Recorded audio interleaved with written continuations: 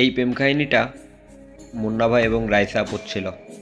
ছোট্ট একটা অনুরোধ করব, দয়া করে শেষ পর্যন্ত শুনে যাবেন প্লিজ। আমার নাম মুন্না, আমি ইন্টার সেকেন্ড ইয়ারে পড়ি। আমি যখন ক্লাস 10-এ পড়ি তখন আমার একটা মেয়ের সাথে অনলাইনে কথা হয়।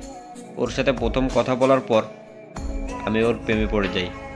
আমাদের প্রেমটা শুরু হয় 2022 সালের সেপ্টেম্বর মাসের 3 তারিখ। ওকে প্রথম দিনই আমার মনের কথাটা বলতে চেয়েছিলাম, কিন্তু বলতে পারিনি। একটা ভয় আমার মধ্যে কাজ করতেছিল, যদি ও রাজি না হয় তাহলে কি হবে। তবে ওর আর আমার প্রায় কথা হতো। কথা বলতে বলতে অনেক দিন কেটে যায়, কিন্তু আমি বলতে পারিনি আজও। হঠাৎ একদিন আমি ওকে কল দেই। ওই দিন আমাদের ফোনে ফার্স্ট কথা হয়, আর আমি ওই দিন ওকে সব কিছু বলে দেই। কিন্তু আমার যে ভয় ছিল ওইটাই হয়। ও রাজি হয়নি। আমি ওকে অনেকবার বোঝানোর পর ফাইনালি ও রাজি হয়। আর ওই দিন থেকেই আমাদের ভালোবাসাটা শুরু হয়। এতদিন তো শুধু আমি ওকে ভালোবাসতাম, বাট সেই দিন থেকে ও আমাকে ভালোবাসতে শুরু করে। আর এভাবেই 1.5 বছর কেটে যায়। আমাদের ভালোবাসাটা অল্প কিছু দিনের ভিতরে অনেক গভীর হয়ে যায়। হঠাৎ একদিন আমাদের ভিতরে একটু ঝামেলা হয়। সত্যি কথা বলতে আমি রাতে ওর সাথে কথা না বলে ঘুমাতে পারতাম না। আমাদের সেদিন আর রাতে কথা হয়নি। আমি জানতাম না আসলে যে আমাদের আর কথা হবে না।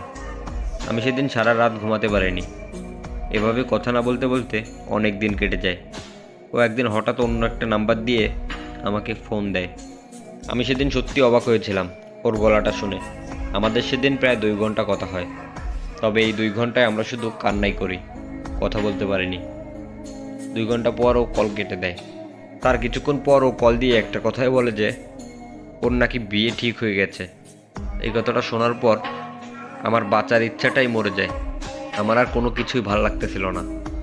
সব কিছুতেই জানি অশান্তি অশান্তি লাগতেছিল। কেন জানি মনে হচ্ছিল আমার নিঃশ্বাসটা আস্তে আস্তে বন্ধ হয়ে যাচ্ছে।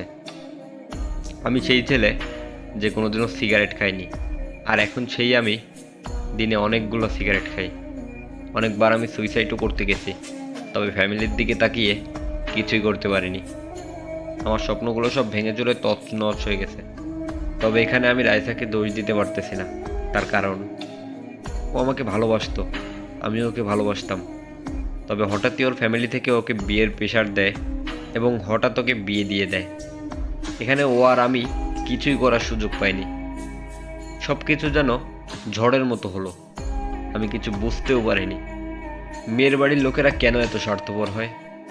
আপনারা শুধু আপনাদের ভালোটাই দেখলেন। আমরা দুজন দুজনকে অনেক ভালোবাসতাম। একটাবার তো জিজ্ঞাসা করতে পারতেন যে তোর কোনো পছন্দের ছেলে আছে কিনা। আসলে বাবা মায়েরা যে কেন এমনটা করে আমি জানি না। আপনারা আপনার মেয়েকে বিয়ে দিয়ে দিচ্ছেন, ঠিক আছে, তবে আমার কি হবে কখনো কি ভেবে দেখেছেন? শুধু নিজেরটাই দেখলেন। ও হয়তো স্বামীর ঘরে গেছে, তবে ও কিন্তু আমাকে ভুলে যায়নি। ওর মনে এখনও আমি আছি, বাট ওর কিছু করার নাই। মেয়েরা আসলে অনেক কিছু করতে চেয়েও করতে পারে না। তবে আপনারা যে কাজটা করছেন, কাজটা একদমই ঠিক হয় নাই। একটা কথা কি, ওকে সান্ত্বনা দেওয়ার জন্য একটা মানুষ আছে, বাট আমাকে সান্ত্বনা দেওয়ার মতো কেউ নাই।